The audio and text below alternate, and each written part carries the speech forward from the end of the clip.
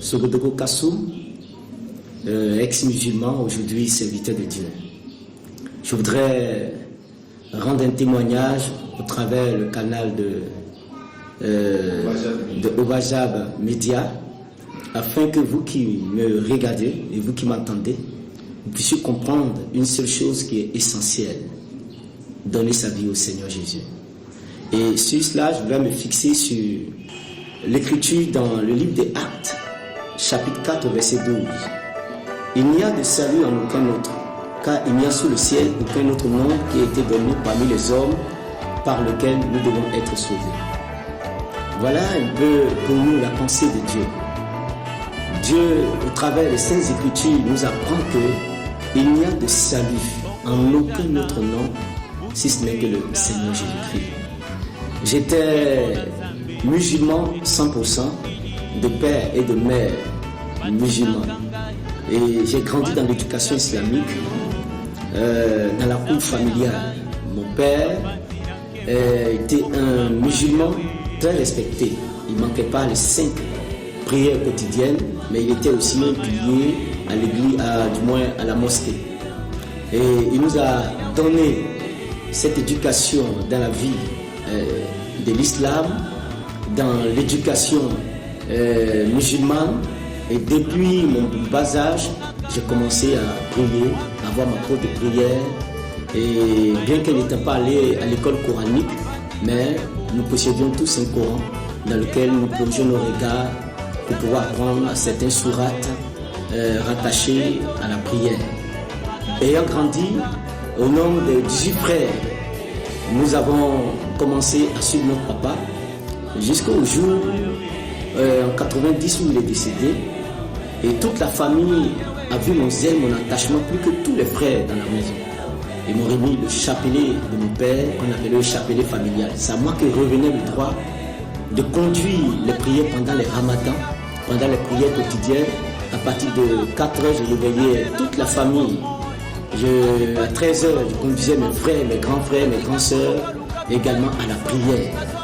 Et j'ai commencé à être intègre. J'ai commencé à être fanatique. Je pouvais bosser le Coran qui comporte 114 sourates. Depuis la première sourate jusqu'à la dernière sourate, je pouvais commencer à prendre. Et je voudrais dire à l'église que vous êtes, et je voudrais dire aux religieux que vous êtes, que la seule personne habilitée à vous sauver, quelle que soit votre connaissance, quelle que soit votre position sociale, quelle que soit votre connaissance intellectuelle, c'est Jésus-Christ. Et Jésus lui seul est la garantie de votre âme sur la terre et après la mort. J'étais tellement plongé dans l'islam que j'étais devenu aveugle. Je persécutais les chrétiens. Quand on disait Jésus est le Fils de Dieu, je disais haram, c'est-à-dire blasphème, c'est-à-dire malédiction à celui qui avance cette parole.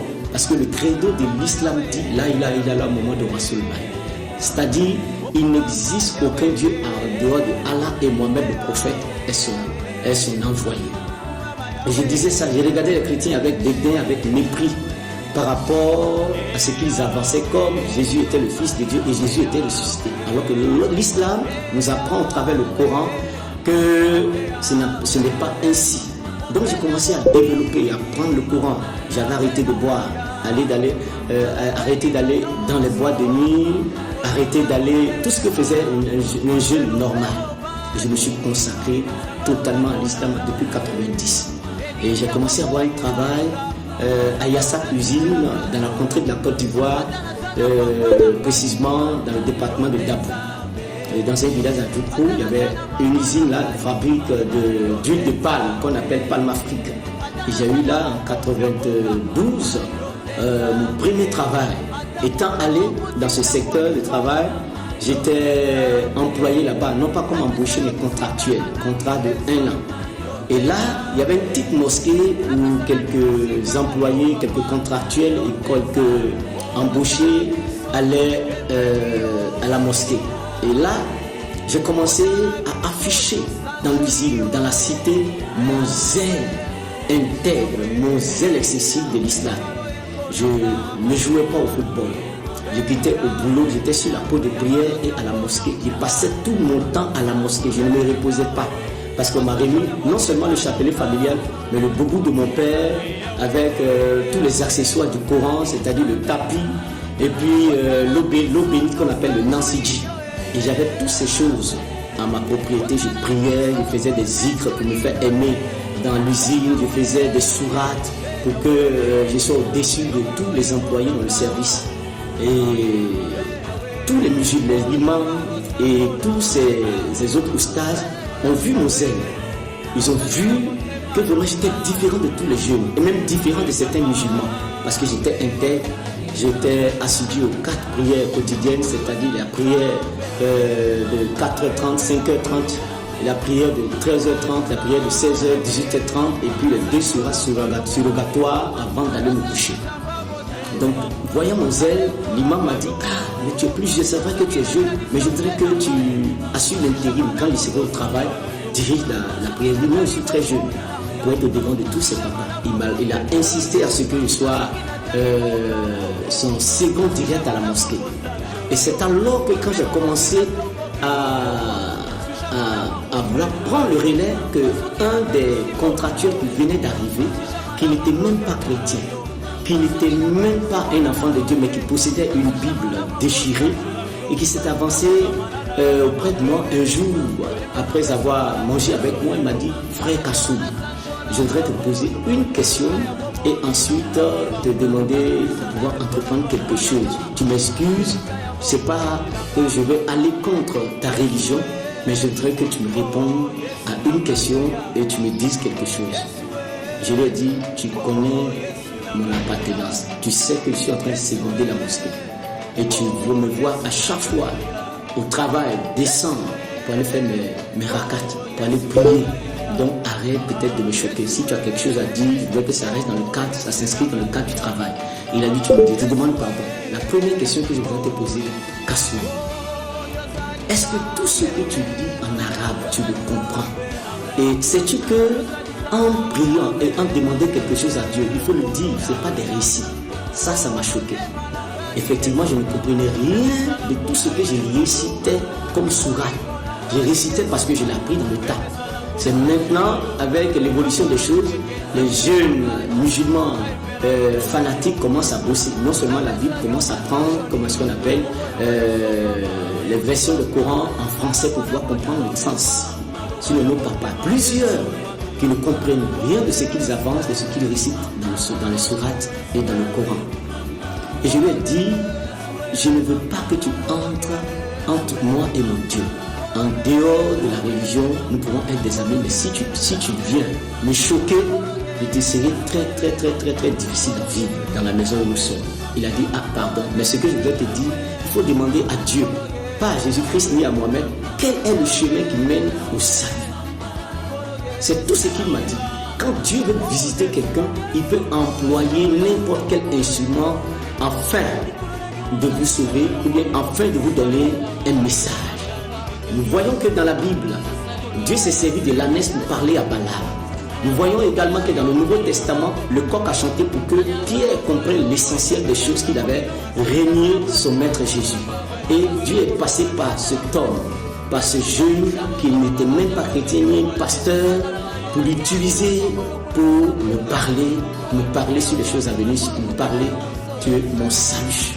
Et Dieu peut utiliser les événements naturels, les événements qui sont tout autour de vous pour vous adresser un message de salut, un message de retour vers lui, un message de repentance, un message de bouleversement. Et actuellement, le Seigneur est en train de me saisir comme un instrument pour te parler. Toi qui es là, qui m'entends, qui est fatigué de vivre, tu vis dans une situation, tu ne comprends rien. Ça fait plusieurs mois, plusieurs années que tu es arrivé à un stade où tu ne peux pas avancer, tu ne peux pas reculer. Jésus-Christ est ton salut. Jésus seul peut te libérer comme il a fait pour moi.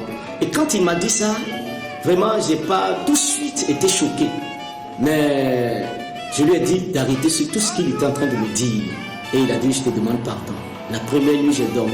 La semaine qui allait commencer a été pour moi la semaine la plus cruelle, dans le sens où je n'arrivais plus à dormir, je n'arrive pas à comprendre ce qui m'arrivait. Quand je suis sur la peau de prière, quand je dis Allah Akbar, quand je dis Bismillah Rahman, je suis en train de réciter la sourate, j'entends dans mon conscient, dans mon subconscient et dans mon cœur une voix qui me dit: Frère Kassoum, entre Jésus et Mohamed, quel est le chemin? J'arrête automatiquement, mais qu'est-ce qui m'arrive, qui me parle? À chaque fois, même quand je suis en train de prendre mon ablution, avec les Seridaga, avec le brouillard, je suis en train de prendre j'entends dans mon conscient: entre Jésus et Mohamed, quel est le chemin?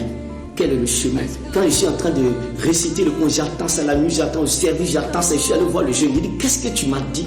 Qu'est-ce que tu as mis dans ta bouche? Tu m'as envoûté. J'entends une voix, il m'a dit: non mais je suis rien, pardon, je ne suis rien, il fait mon show, tout ça, il vit sa vie, lui n'est rien. Ce qu'il m'a dit, c'est ce qui était sur son cœur. Je ne pouvais pas arracher. Si je pouvais opérer mon cœur, ma poitrine, pour enlever cette parole, j'allais le faire. J'étais perturbé et j'étais bouleversé dans mon âme.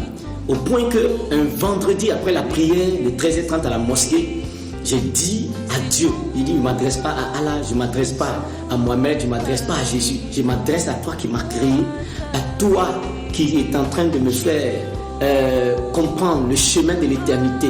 Parce que j'avais soif, effectivement, de mon salut, j'avais soif de l'après-mort, vivre l'éternité. Et j'avais voulu m'attacher au Seigneur. Et j'ai dit à Dieu que de me conduire ce vendredi, samedi, 3 jours, je lui ai dit: je te donne 3 jours, toi mon Créateur, de dire si c'est Jésus, si c'est Mohamed, quel est le chemin pour que je puisse m'attacher définitivement. Parce que je suis bouleversé, je n'en peux plus. Ta voix dans mon cœur est en train de me perturber, je ne sais pas c'est qui entre les deux. C'est vrai que je suis né dans une famille musulmane, dans l'éducation islamique, mais je veux que tu m'orientes. Ça a été le choix de mon père peut-être pour ma vie, ça a été un choix héréditaire, ça a été un héritage paternel, familial, qu'est la religion, mais je veux moi-même avoir la révélation de qui tu es, toi le Créateur. La religion prône la succession. La religion prône l'héritage familial. La religion prend le lait, c'est-à-dire le don. Mon père était dedans, donc le père me donne de le suivre dans sa pratique d'adoration, dans sa pratique religieuse. Mais le christianisme est différent. Le christianisme, c'est la révélation du Fils de Dieu pour nos vies. Et le Saint-Esprit nous convainc de péché, de justice et de jugement. Nous abandonnons notre première vie pour nous adonner à la vie, la vraie vie de l'évangile. Parce que la Bible déclare: si quelqu'un est en Jésus, il est une nouvelle créature. Les anciennes choses sont passées. Voici toutes choses deviennent nouvelles. Et c'est ça le christianisme. Ce n'est pas le fait de suivre, ce n'est pas le fait d'être baptisé, confirmé, ainsi de suite, mais c'est le fait de rencontrer le Seigneur personnellement afin d'être affranchi d'un péché, d'être affranchi d'un joug, d'être affranchi d'une situation qui perdurait dans notre vie et d'accepter le Seigneur comme notre sauveur et notre Seigneur personnel. Et j'ai dit au Seigneur de me conduire. Après cette parole, à 13h, 14h, par là, je n'ai plus prié. À 16h, j'ai plus prié pour la première fois depuis 90. Je ne loupais pas les prières. Même quand je loupais les prières, il m'arrivait de pouvoir prendre crédit, comme certains musulmans nous disent, c'est-à-dire rattraper toutes les heures que j'avais perdues et m'a donné, n'est-ce pas, à cette prière que j'avais perdue. Donc je rattrapais toujours les prières. Mais pour la première fois, à 16h, je suis resté là. J'ai dit: j'entends que tu me dises. Je ne sais pas comment tu vas me parler, mais je veux que tu m'orientes entre Mohamed, le prophète, et Jésus-Christ. On dit c'est le Fils de Dieu. Je veux être orienté parce que je ne peux plus. Parce que mon cœur bouffe et je veux être en paix. Et je suis resté là à 16h. 18h30 le vendredi soir, je n'ai pas prié non plus. Et pour aller me coucher, je n'ai pas fait les 2 rakas surrogatoires, c'est-à-dire complémentaires ou bien facultatifs. Que tu peux le faire pour aller te coucher ou pas. Mais je n'ai pas fait aussi. J'ai dormi dans la tristesse. J'ai dormi dans la peine, dans le découragement. Le samedi matin, aux environs de 6h, j'ai été tenté d'aller prier, mais j'ai dit une chose à Dieu qui me réponde pendant ces 3 jours. Et le matin, il y avait là une radio, un poste radio qui était là, qui était gâté pendant plusieurs années avec des piles qui traînaient à côté. Et tellement j'étais bouleversé dans mon âme, et j'ai dit: bon, attends que je prenne cette radio-là pour pouvoir écouter certaines fréquences. Et j'ai commencé à mettre les piles et à commencer à chercher les fréquences. Je suis tombé sur une fréquence. Dès que je suis tombé sur la fréquence, une voix sortie de la radio pour me dire, toi qui m'entends, Jésus est le chemin, la vérité et la vie éternelle. Nul ne vient au Père que par moi. J'ai jeté la radio en même temps. J'ai dit, ah, mais c'est quoi ça? Je suis sorti de la chambre. Et il y a mon voisin qui était de l'autre côté, il a demandé, il y a quoi? Je ne pouvais pas lui dire ouvertement qui j'étais parce qu'il me voyait comme un musulman intègre, fanatique et expérimenté. Bien vrai qu'il était jeune. J'ai regardé, c'était bouleversé. J'ai dit non, ça c'est des conneries, c'est arabe. J'étais toujours sur ma position, malgré que la première révélation était sortie. Et le soir, entre les sociétés, il y a des compétitions de football, à 16h précisément. Et j'étais là j'étais triste. J'ai même pas mangé ce jour-là à midi. Et je voyais tous les habitants de la cité de Yassab aller au stade pour aller regarder le match de football. Et j'ai dit, bon, attends que j'aille me distraire pour évacuer tout ce qui était dans mon cœur. Et en allant, il y a une télévision publique pour tous ceux qui n'ont pas de télévision dans la cité. On appelle ça la télévision des ouvriers, que ce soit contractuel ou embauché. Et je suis allé là, on était là, c'est un musulman même qui tenait la clé. Un gardien musulman qui tenait la clé, on fermait, c'était grillagé, on fermait et souvent on ouvrait pour qu'on puisse regarder. Et quand nous sommes allés, et tout le monde était assis en attendant le match de football, parce que là où on regardait le match, n'était pas loin du stade. On a demandé à ce qu'ils ouvrent et puis qu'ils mettent la chaîne 1 pour qu'on puisse regarder la télé. Dès qu'il a allumé la télé et qu'il a mis sur la chaîne 1, la première chose qui a bouleversé tout le monde, les musulmans, la plupart c'était des musulmans qui travaillaient dans la société, et quand ils ont mis à la télé, une image est sortie. On voyait là des Américains qui rendaient le témoignage de leur conversion.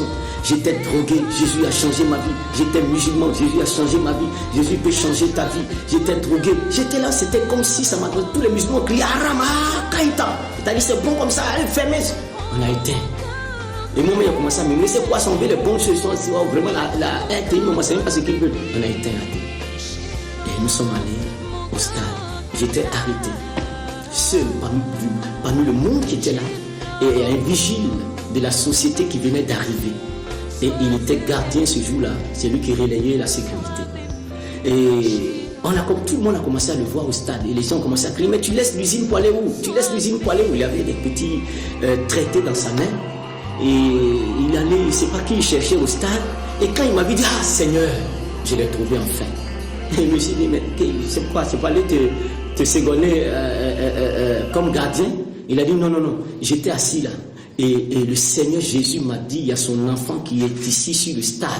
Donc c'est pourquoi même j'ai enfreint même ce principe de rester là. Et j'ai couru pour venir ici. Donc je t'ai trouvé. C'est à toi Jésus. Jésus m'a dit, moi? Il dit, oui, Jésus m'a dit de te donner ça. Il m'a tendu un traité sur lequel il était écrit, toi aussi, Jésus t'aime. Quand j'ai pris le traité, mes yeux se sont ouverts sur que Jésus-Christ est mon chemin, ma vérité et la vie éternelle. Automatiquement, sans avoir été évangélisé par quelqu'un, j'ai commencé à laisser le match de football. J'ai couru jusqu'à la maison. C'était devenu comme un dingue. C'était la plus grande joie que j'avais reçue. Et je suis allé, j'ai pris le Coran, j'ai pris, comment est-ce qu'on appelle, tous les annexes du Coran, c'est-à-dire les petits livrets qui accompagnaient le Coran, l'eau bénite qu'on appelle Nansidi, les boubous de mon papa, tout ce que j'avais reçu de l'islam comme patrimoine personnel, comme héritage personnel, héritage religieux. J'ai fait un grand feu, moi seul, personnellement, j'étais devenu comme un fou, comme quelqu'un qui sortait de l'eau. Et j'ai brûlé tout. Et puis il a dit au Seigneur, maintenant, qu'est-ce que je dois faire? Je ne sais pas, c'est quelle église où je dois partir. Je ne sais pas, conduis-moi. Et je suis allé à la maison. Et j'ai vu le même jeune qui m'avait dit, entre Jésus et Mohamed, quel était le chemin, il est venu vers moi avec sa Bible déchirée. Et il est venu vers moi, il dit, ah vraiment... je ne sais pas ce qui t'arrive, mais je t'ai vu là-bas, en fait, tu as brûlé tous tes trucs, tu es devenu chrétien. J'ai dit, je ne sais pas comment devenir chrétien, mais je sais que Jésus-Christ est le chemin, la vérité et la vie éternelle. Nul ne vient au Père que par lui. Il a dit, c'est bien, je t'offre ma première Bible qui commençait par Deutéronome et ça finissait par Marc. C'était ma première Bible, déchirée. Il m'a dit, t'es fait ton. Et puis viens, je vais t'apprendre à prier. Notre Père qui est aux cieux, c'était ma première prière parce que lui-même n'allait pas à l'église, il n'avait pas les bonnes formules de la prière. Et il m'a enseigné ça. Je suis resté là des heures et des heures. J'ai commencé à prendre la Bible de 20h jusqu'à 4h du matin, sans m'en détacher, à lire la Bible comme je lisais le Coran. Je commençais à apprendre la Bible par cœur, avant même que quelqu'un me parle de Jésus ouvertement et que je me convertisse véritablement. Personne ne m'a appris. J'ai commencé à lire la Bible. Un bon musulman maîtrise le Coran. Les chrétiens n'arrivent pas à lire la Bible, à méditer la parole. C'est la parole qui engendre la foi. C'est la parole qui transforme, c'est la parole qui délivre, c'est la parole qui annonce les choses à venir et les choses présentes. C'est la parole qui guérit l'âme, le corps et l'esprit. C'est dans la parole que se contiennent les promesses du chrétien. Pour réussir, il faut lire la Bible. Pour être affranchi, il faut lire la Bible. Il faut connaître les choses relatives à ton salut, les choses relatives à l'arrivée du Seigneur. Les signes sont évidents sur l'arrivée de Jésus-Christ. L'Église ne peut même pas lire à ces temps qui sont les derniers la Bible. Sur 100 chrétiens, il y en a 3 seulement qui sont achetés eux-mêmes une Bible. Un véritable musulman possède son Coran et apprend les 114 comment on appelle, sourates par cœur. J'ai mes neveux qui ont l'âge de 5 à 12 ans, qui maîtrisent déjà la moitié du Coran par cœur. Mais les chrétiens n'arrivent pas à mémoriser 10 versets, 20 versets par cœur.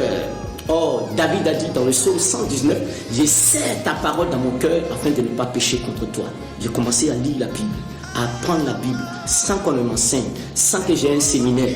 J'ai commencé à pousser, à avoir des versets par cœur, à lire la Bible de minuit, 5h du matin, de 5h du matin à 3h du matin. Je ne savais pas prier et il m'a appris un chant. Le chant c'est « Je lève les yeux vers les montagnes ». C'était mon premier chant que cet homme impur qui m'a enseigné. Dieu peut saisir des choses vives pour te donner l'orientation. Dieu peut saisir une occasion bouleversante, une occasion bizarre pour se révéler à toi. La Bible déclare que Dieu parle d'une manière ou d'une autre et l'on ne prend point garde. Le Seigneur est en train de parler à ton cœur. Tu es orgueilleux, tu vis dans le péché. Le Seigneur te parle, quelle que soit la grandeur de ta richesse, quelle que soit ta position sociale. Dieu te parle de lui donner ta vie. Dieu te parle que les jours qui arrivent seront périlleux pour toi, de lui donner maintenant ta vie. Tu es malade, tu es désespéré. Le Seigneur veut te parler au travers de mon canal. Et quand j'ai accepté le Seigneur, j'étais là, je lisais la Bible. Et un matin, j'ouvre ma fenêtre et je perçois là quelqu'un qui est assis en face de ma maison et est en train de lire une Bible.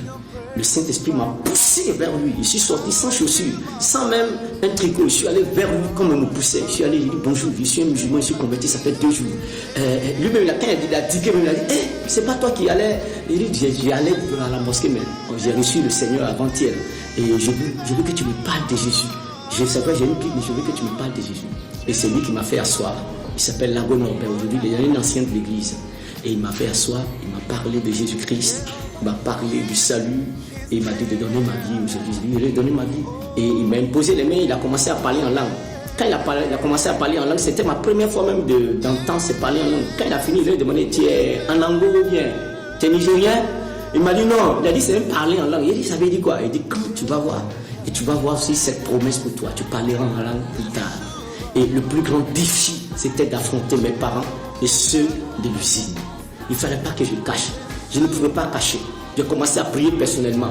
Arrivé, les gens ne me voyaient plus. À la mosquée, ils ne me voyaient plus à la prière. Même à l'usine, me conduisait 3 à 4 personnes dans la prière de 13h. Alors que nous étions à l'usine à 16h aussi, je descendais de mon poste pour aller prier avec 3 à 4 personnes. Et c'est alors qu'ils ont commencé à me persécuter. Mais on ne te voit plus, il y a quoi? On a appris que tu es devenu chrétien. Je me cachais, j'ai dit non, je ne suis pas chrétien. Mais je ne pouvais pas contenir la gloire de Dieu. Une lumière ne s'allume pas pour se mettre sur la table pour éclairer les gens de la maison. Et j'étais devenu une nouvelle personne, un nouveau cassou, régénéré, transformé. Et voilà que les musulmans vont apprendre que je suis converti. Et la chose qui va commencer à bouleverser tous ces musulmans, c'est la main de Dieu sur ma vie. Et j'ai été exclu du travail, j'ai été renvoyé. Et je suis allé en famille.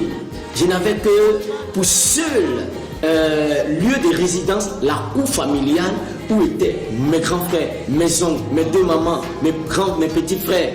Tous ceux qui étaient dans la cour, il fallait aller les affronter pour dire j'étais devenu chrétien. C'était ma plus grande bataille, mon plus grand défi, le retour à la maison. Et je suis tombé dans un mauvais moment, le temps de Ramadan où tout le monde jeûnait, où tout le monde mettait le carême. Je suis venu à ma maman. Ma maman m'a vu, nous sommes sauvés, on sera conduit. L'imam est venu, l'oustaz est venu, tous ceux qui pouvaient dire le muezzin est venu. Ils m'ont accueilli, mais j'avais un remords dans mon cœur. Qu'est-ce que faire? Est-ce que je vais dire à ma famille? Et j'étais là. Je me cachais pour prier dans le WC et puis dans la douche. Je priais également à voix basse à minuit. Et personne ne savait. Et je montais dans la prière pendant les temps du Ramadan. Quand j'ai dit Allah Akbar, et tous disent là-bas derrière, une multitude de gens derrière moi. Vous comprenez? Derrière moi. Quand j'ai dit Allah Akbar, et tous disaient aussi Allah Akbar. Quand je commence Bismillah Rahman Rahim, je casse la voix. Et puis je commence Jésus, il faut me sauver. Jésus. J'ai dit Amina, toutes ceux qui sont derrière moi, ils crient Amina. J'ai dit, c'est le jour où on m'attrape, je suis foutu. Quand je me mets en genoux, et puis je mets ma tête, je fais les rakats. Je me courbe, quand j'ai ma tête sur le front, je dis Jésus, notre Père qui es aux cieux, que ton nom soit sanctifié. Amina, et tout ce qui est là-bas, Amina. J'ai fait ça 4 mois durant. Je les ai trompés dans la prière. Parce que je ne pouvais pas prier d'autre Dieu que le Dieu d'Israël. Le Dieu qui sauve. Celui qui s'appelle Emmanuel. Celui qui s'appelle le don de Dieu. Celui qui a sauvé mon âme. Et j'ai fait ça. Et elle me dit, ma grande soeur, l'aînée de notre famille, qui est éducatrice, m'a appelé. Pour dire, Kassounéa, c'est-à-dire, viens ici. Ta série, elle dit, va prier. Il dit, est-ce que habituellement c'est toi qui me dis d'aller conduire la prière? Ou bien tu veux prendre ma place? Elle dit, non.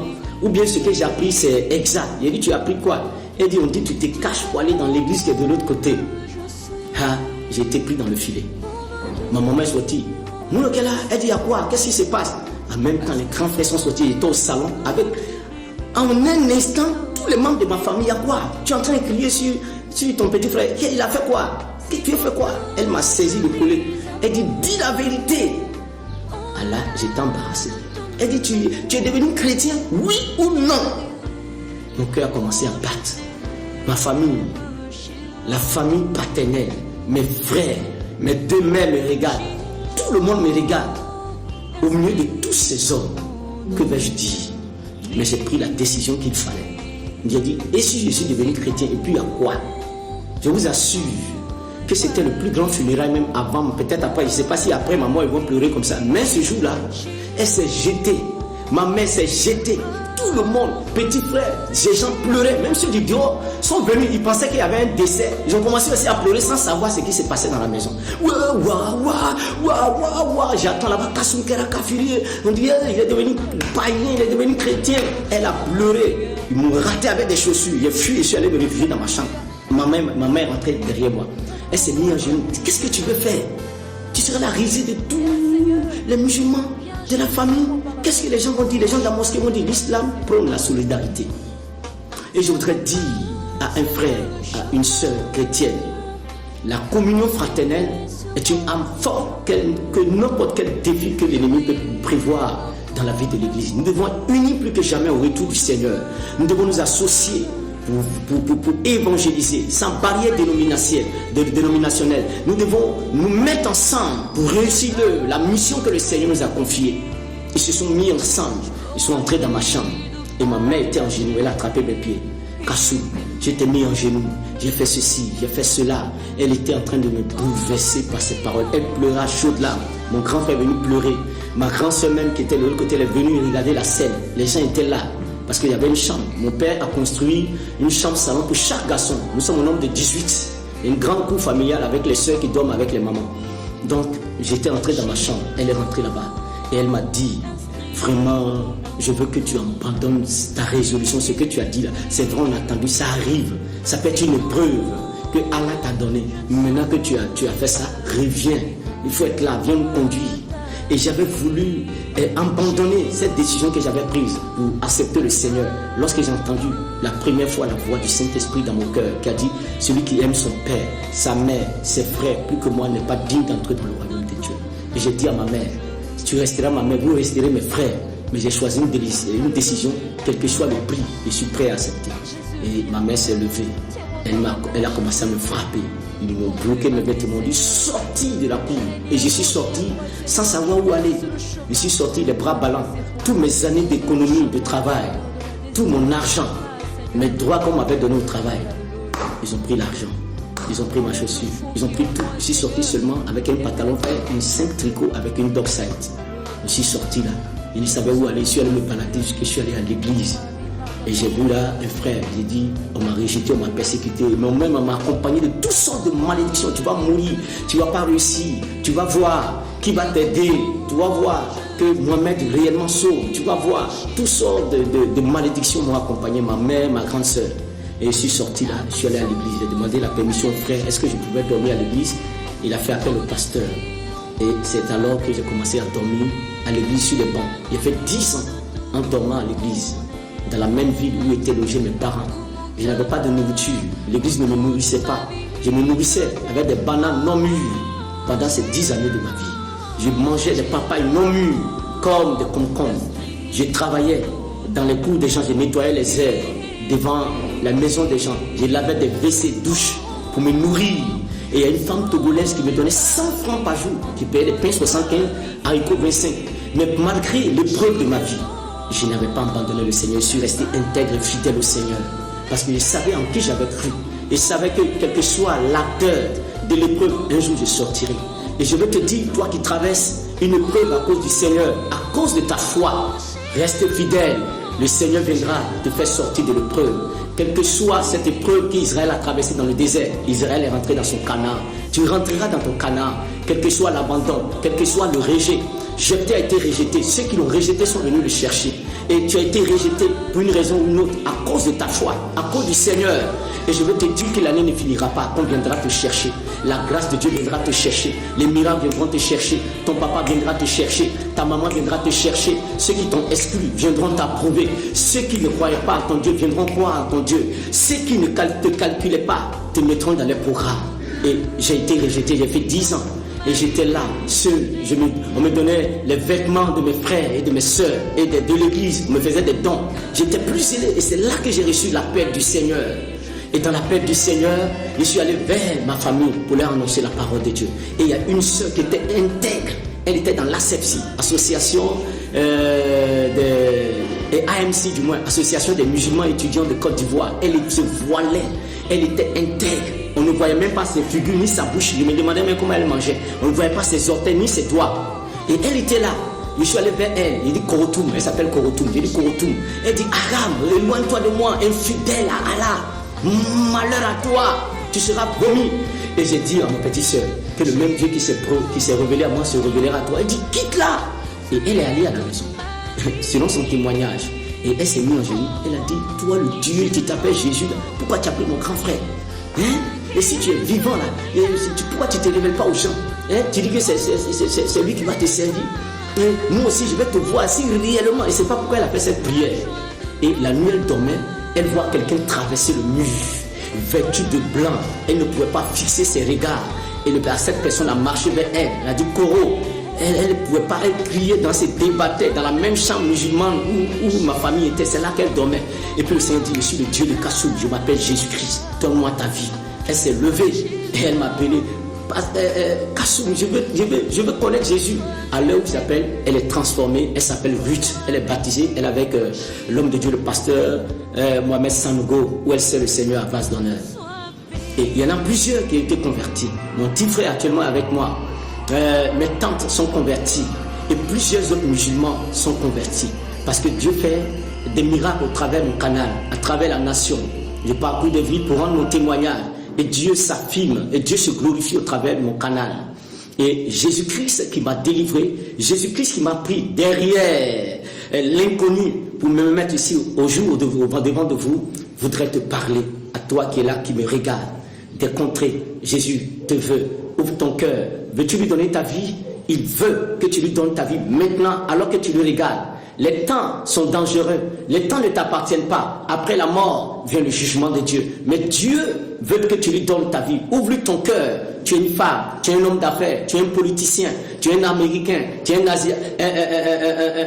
un Sénégalais, tu es quelque part là-bas, tu es malade, tu es paralysé. À l'instant où tu es en train d'écouter ce message, la puissance de la guérison te touche. Tu te lèves et tu marches.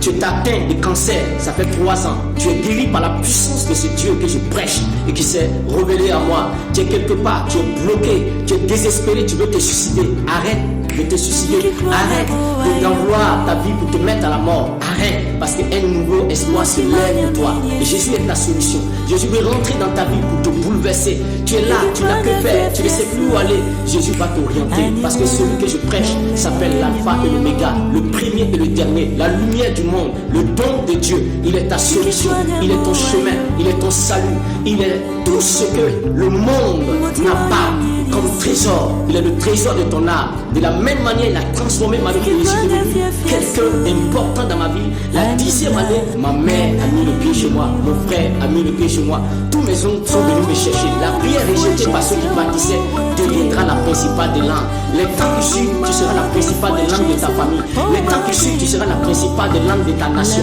Les temps qui suivent, tu seras élevé à une cette dimension que le Seigneur glorifiera son nom au travers de ta vie dans la position que tu occupes actuellement. Ma famille est venue me prendre et je suis une bénédiction pour ma famille. J'amène ma maman à l'église, j'amène mes frères à l'église. Bien qu'elle n'a pas encore accepté le Seigneur, mais elle me donne l'occasion d'amener tous mes frères à l'église. Ils constatent la puissance de Dieu, ils constatent la gloire de Dieu et le miracle se produira dans ta vie à cause de la présence de Jésus dans ta vie.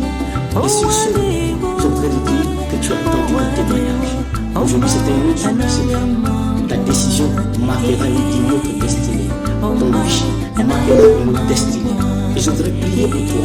Si tu m'entends, tu es malade, mets la main sur ta télévision, mets la main sur l'écran de ton ordinateur, mets la main sur le lieu où la maladie est localisée dans ton corps et la guérison va se produire. Mais pour l'instant, je voudrais que tu pries avec moi en récitant cette prière qui apportera quelque chose de nouveau dans ta vie.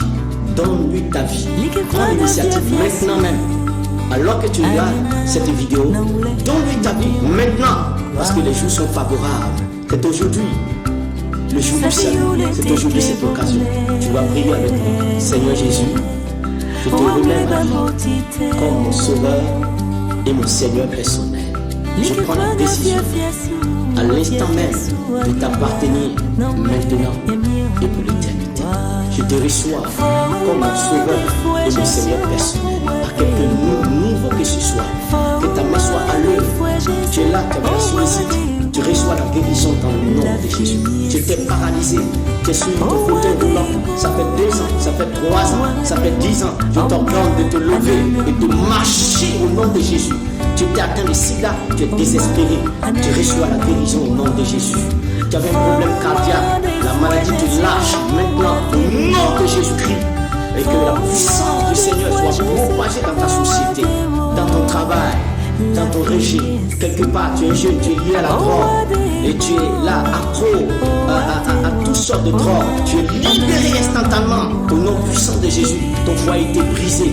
Je prie maintenant que ton foyer, cet homme qui t'a abandonné, revient.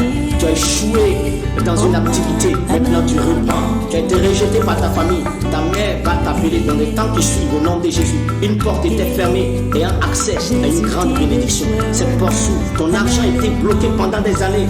Tu es un homme d'affaires. Maintenant, ton argent est bloqué dans le nom de Jésus. Tu es un homme politicien. Tu attendais un fonds pour entreprendre quelque chose. Cela a été bloqué dans le nom de Jésus de Nazareth.